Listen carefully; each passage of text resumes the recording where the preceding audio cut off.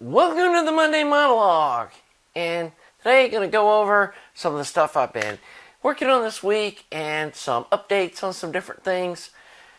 Going to share kind of a mystery. Definitely was not a good thing or something I wanted to see. See, I got my DIY 300B, and I got these ISO 30 watt transformers put on it. And I decided to paint the transformers this Krylon dark bronze hammer finish paint, which I think looks really good. It's not exactly the same color as this, which is fine, but this was blue, this was black, then we had this hammer finish color, so I was like, yeah, I'm going to fix that. And so I really like this hammer finish paint of this dark bronze color, and I think that's what I'm going to paint the end bells on my EL34 amp. Paint it this dark bronze hammer finish with this black powder coated chassis with the gold trim, and it kind of, the bronzeness in it kind of, there's some metallic in here when it gets in the right light, and I think it's really going to look good. I also got a set of these. This is kind of some probably faux carbon fiber, but I kind of like the way these speaker jacks look, and so we're going to be using these on those amps too. And it's brass with this kind of gold finish, and it's got a set screw which we're not going to use, and we'll be like grinding off this finish to get down to the brass that we solder the actual wires to and all that. I'll show you when we're building it, but I think these are going to work nice and going to look good. On the, back to this drama.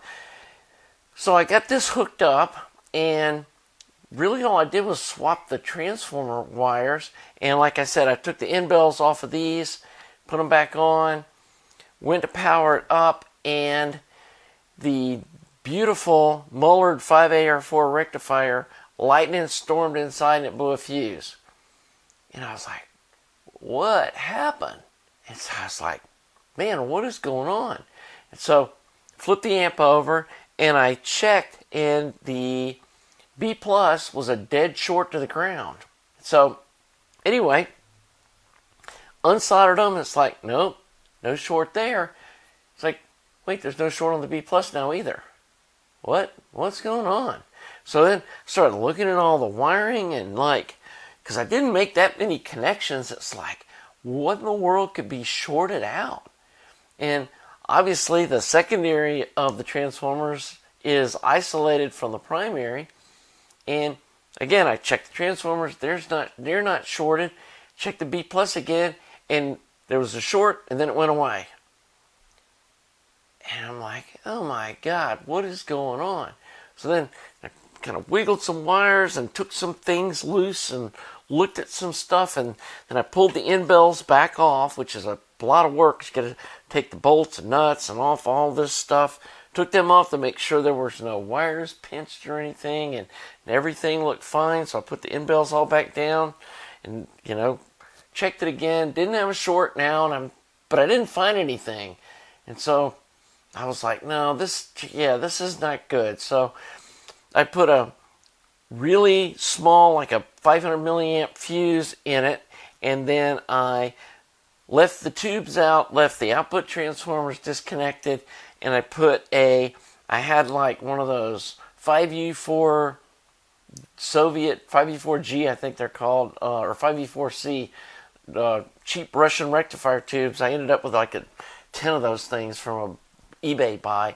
So I stuck one of those in it, flipped it on, lightning storm, fried the tube.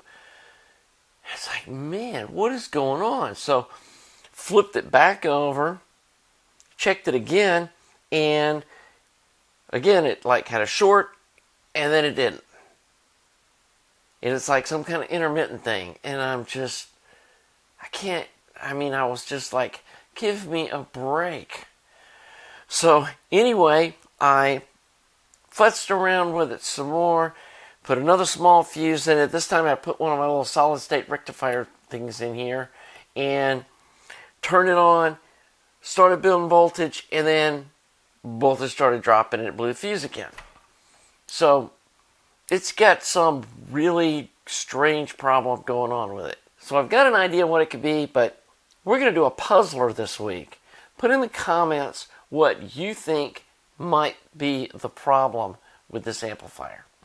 But the clues are, it blows the fuse without the transformers or the output tubes put in. The only thing we did was we took the transformers off, replaced them. We took the end bells off and replaced them. And one of these screws is holding a clamp on a big film cap. So there's your clues. And let's put in the comments what you think's going on with this amp. Like I said, we're going to do a little diagnostic series on it. And I want to share that with you. Y'all aren't the only ones that have weird problems or like head scratchers or like, why is this happening? So anyway, but dealing with that, and then I finally just put this upstairs for a few days and said, I got to go work on something else. I don't know what's going on with this, but I think I've got an idea now. Another thing, viewers sent me some of these Sugi KT120 tubes. I didn't even know they made these. And they're like this blue glass, and they don't have side getters, and so I was hopeful that these would be able to really get some current running through them. But if you look at the construction of them, they're pretty much a KT88, and they don't have the extra like dissipation fins on the plate like the Tungsol KT120s do. And unfortunately, these start red plating at about 80 milliamps, or, about 2/3 of their rated wattage. So these weren't the solution to the problem with red plating tubes in my KT120 monoblocks. And again, I did find a pair of earlier production KT120 Tungsol tubes that will bias up to almost 110 milliamps before they start, getting a little bit of cherry glow in them. And so I've been running them at about 90 milliamps. Pretty cool, but still a lot hotter than a KT88, and they sound awesome. And so definitely the amp still got some value, and it's worth building one. I'm just trying to find some tubes, and so, or a good source for tubes, because not everybody's going to be able to find those early production KT120 tubes that had the different getters on them. So I've also ordered a pair of 6550.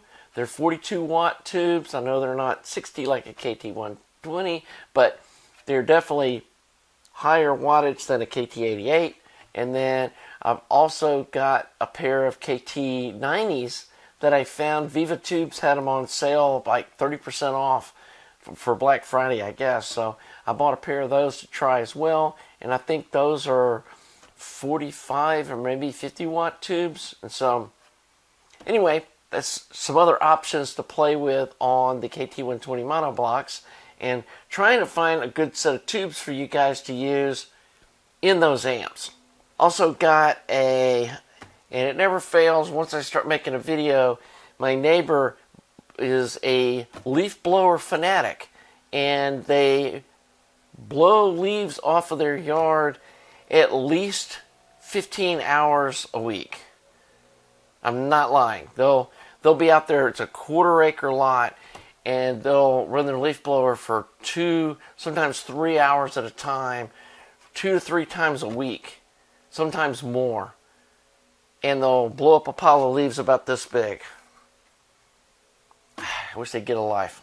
Hopefully you can't hear them. But anyway, that's my little rant for today about leaf blowers. I hate those things, especially those 4-cycle, big backpack commercial ones. They're just crazy loud, and in a residential area, they should be outlawed. But anyway, so here we've got another viewer. Well, it's actually the same viewer that sent the little Deckware amp, sent me this DAC. It's a Denafrips. Maybe I pronounced that wrong, I don't know. Aries 2. Anyway, gonna test this out. And got my little topping. I think this is a E30. See if I can read what this is. Yeah, this is a topping E30. And I've been using these with a optical cable, whatever you call that thing, the optical link cable, and to my Yamaha CD DAC that bypasses the internal DAC and just brings the raw signal out to the external DAC. And so I'm going to sit down and compare the DAC that's in my Yamaha DAC to this DAC, and we're going to do a little video about that. I think that'll be fun. I've ordered the aluminum plates for these color preamps. I don't know why I've been these chassis have been sitting over there for about a month. And I finally today sat down and measured and found a website. It's probably not the cheapest place on the planet, but I found a website that cuts and guarantees it to be accurate. Most of them say, oh yeah, it's guaranteed within a 1/16 of an inch. That's not going to be good enough for something like this. And the site I found, and I'll put it in the link below. Actually, I'm going to wait until I get them and measure them before I promote them. But they allow you to put in measurements to within a 32nd of an inch. And so hopefully they'll come back where they fit nice. And we can start working on these color preamps. Also, the little short shaft mil-spec pots, volume pots that I used on the OG one that we did on the channel, they're back in stock at Mauser. And so I can get enough of those. I really like that instead of having like a knob for the trim on the RCA inputs, because it's really something that you're going to set once. And the way this color preamp works is you adjust the strength of the input signal to the grid of the first tube to set how much harmonic distortion do you want coming out of the preamp, and then the volume controls on the output of the tubes, and so the harmonic distortion stays the same percentage across the whole volume range instead of increasing with the volume. And that way, even at low or high listening levels, you get the same harmonic distortion across the whole range, which I think is a cool idea. So going to get working on some of these. I've got enough of these chassis to build 4 of these things, so I think I'm just going to batch build like 4 of these, and one of them's for my KT120 mono blocks because they're power amps. They don't have volume control. They are really low distortion tube amps, and so I think they could use a touch of color from one of these color preamps. Plus, it's got the same oak finish and everything. It'll just kind of finish off that set. So, building one of these for myself, but then I'm going to have the other 3 up for sale, and still kind of getting my act together on the EL34 amp. Oh, I finally got in touch with Matt over at Musical Power Supplies, and he should have in the mail to me a pair of 5K ultralinear tapped output transformers to test on that amp versus the ed cores. And I want to put one on each channel, then do some listening tests, and make a determination which of those 2 we're going to be using on the first batch. I did talk with George with the ISO folks, and they weren't interested in custom winding some 5K single primary output transformers. They swear that even though it's not using the full winding, using the 5K one or using the 5K tap on those transformers is still going to sound really good. So I've talked to George, and later, after this first batch is done, I'm going to do a test with a pair of those 12 watt ISO transformers, compare them to the whoever wins out of the ed core versus the Musical Power Supplies, and then make a determination of whether that's like a real upgrade or not. Because it's not. And at some point I may see if Thermionic Labs will make some 15 watt output transformers for me. Right now they only make, I think, an 8 and a 20. And I would rather have something between those 2 core sizes. The 8's kind of like those little 10 watt ed cores, and I just don't think they're going to have the bass response that I want to see out of that little amp. But 20 watters are a little on the big side, and I think it's going to probably, hurt the top end a little bit. So, yeah, I'm going to look at how that all plays out. So we got that kind of going on.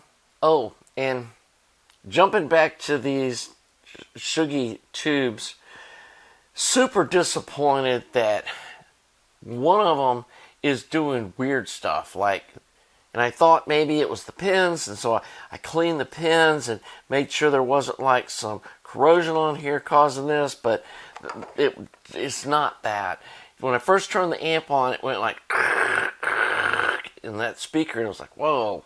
And then it settled down. It's like, yeah, my old 45 Pentodes do that, or 47 Pentodes, but they're 1920 vintage tubes, so I would expect something better out of modern production, but it's like, maybe that was just some newness. They just need to burn in some. So played some music through it. After about 20 seconds, it started doing the same thing in that one channel. I mean, it sounded bad. I hit the power button, like, whoa. So then I shut the music back off, powered it back up, biased them up to about 70 milliamps, and let them run, just sitting there running for about an hour, and then started listening to some music through it, and it didn't do that lightning storm sounding stuff anymore, but it just didn't sound good. It didn't have the authority that the KT120 tongue soles do. And so went and watched some TV and stuff and just let them burn in for about another 4 hours. Tried it again. They didn't sound that different. And they still sounded kind of bleh. They didn't have the bass punch that the tongue soles did. And the other thing I noticed is the bias was just going all over the place. I mean, on power up, it would go up to like 95 milliamps. And then 5 minutes later, without touching the bias adjustment, it'd be down at 75. And then 10 minutes later, it'd be at 85. And you could watch it just go 80, 85, 80, 85. Just going all over the place. And the tongue soles don't do that at all. You adjust the bias and it just sits there. And so, like one of y'all commented in the last video, some more tofu drag. Looks like a tube. Got KT120 printed on it. That's not what it is. It's not a real tube. And it sort of works, but come on, guys. We expect more than that in 2023. And so, I don't know. These may be old stock rejects that somebody's selling. I'm not sure where the guy got them. I'm not sure if these are new production. They don't have any kind of date on the box or anything, but this is the newer style box. These blue boxes are kind of the newer style box, I think. But yeah, don't waste your money on a pair of those. They're just not, sadly, they're not the solution. So anyway, I think that kind of wraps up what's been going on this week. Like I said, I'm excited to get back working on these color preamps so I can kind of finish up my system with these KT120 mono blocks. I'm going to do a video definitely about comparing the KT90s to the 6550 to the KT120s that I have. And after I do some listening to them and compare all those, these DACs are going to be a fun thing. Interested to see if any of y'all figure out remotely what's going on with my 300B amp. Obviously, I want to get this fixed so I can listen to these ISO transformers. So, yeah, that's going to get done soon. Like I said, I have a pretty good idea after sleeping on it a couple nights what I think's wrong with it, but I haven't dug into it. And I'll show you kind of my diagnostic thing. And if I've been following my own preachings and used a dim bulb tester, I probably wouldn't have killed a really nice Monologue 5AR4 rectifier tube. And yeah, it killed it. I tried it in my other 6SQ7EL34 amp, and it lightninged and blew the fuse, and there's nothing wrong with that amp. And I replaced the fuse and put another tube in it, and it works fine. So definitely killed that tube. So if you ever have a 5AR4 tube that lightning storms inside it and blows the fuse, just throw it in the trash. It's junk. It kills them. I'm not sure what it kills in them. It's already out of the trash pile, or I'd break it open and look inside and see what it killed in it. But anyway, definitely, once they bark, they're done. So anyway, hope you're enjoying this content. I am excited about some of the new stuff going on. I know some of these projects are come about slower than maybe some of you guys would like, but it's time consuming to think through all this stuff and to get all the parts ordered, and the next thing you know, you're almost done, and then you go, missed one capacitor. And then I try to wait till I've got like another decent order, so I'm not paying like $8 shipping on a $2 capacitor. But sometimes that just happens, and I've learned to just not cry about it. I mean, it is what it is. I do have another couple of EAR 834 preamps that should be done by Christmas time. So I think one of them is already spoken for, so may have one left, and going to do them both in silver this time. And I'll also do a video on amplifier layout and why I lay things out the way I do. I do get a lot of emails about these EAR 834 clones, about them having hum and being noisy and other weird problems that people have with them. And then when they send me pictures, they've done some totally different layout than what I'm showing, and I can't diagnose what your bad layout decisions are creating. And I don't build them the way I do just for aesthetics. Like when I laid out this amp, this wasn't just hodgepodge the way these transformers and everything are put on top of the chassis. It was a thought out process. So you're going to do a video about that when we do another one of those, or not do another of those preamps, but maybe when I finish up this next one, I'll do a little video on the layout and why the design choices were made the way they were, and what's likely to happen if you decide you don't like the way they're laid out and you want to change things. So anyway, hope you're enjoying the channel. If you are, please subscribe. Thanks to all you folks that watch my videos and subscribe. I really appreciate it. We're headed towards 11K subs, which is awesome. And thanks to all you Patreon folks. Thanks to you folks that make donations to the website. Appreciate that. That helps me afford to be able to buy some of the stuff to build some of these fun projects to showcase to you guys. Also, thanks to viewers that send me stuff like this to review. Again, so you know, almost everything that I've reviewed on this channel that has to do with audio gear was sent to me by viewers. Manufacturers aren't sending me this stuff, so I'm not beholden to anyone. I just honestly review the way it sounds to me and what it looks like. So anyway, I guess we will see you on the next Monday Monologue.